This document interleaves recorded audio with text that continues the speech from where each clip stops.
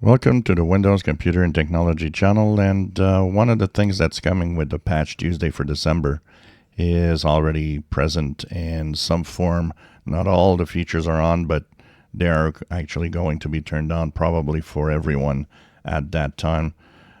We did have, of course, a bug fixing update in mid-November, and on Windows 11 24H2, it actually did add quite a lot of features that will be rolling out this month. So on Windows 11 24H2, if you're there, there will be quite a few things. One of them is a compact way of viewing date and time, not just with names, but very compact with just month and date and a more compact clock setting.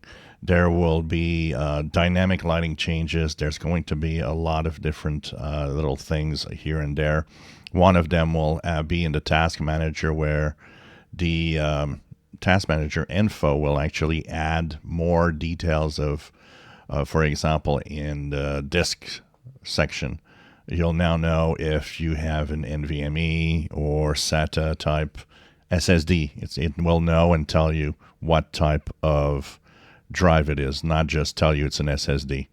So there's going to be quite a few changes like this from the settings app to the features that Windows will bring, and we'll talk about them when we get to the Patch Tuesday updates, which are Tuesday of next week. So that will be Tuesday, December the 10th.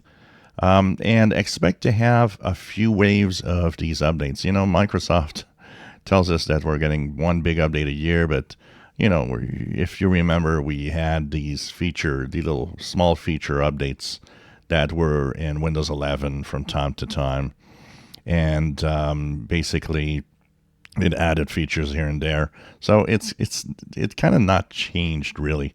So we have these new features coming out, and 24H2 is to have a lot more features throughout 2025. So there's going to be a lot of changes before we reach the end of 2025, where 25H2 is going to be the next version of Windows 11.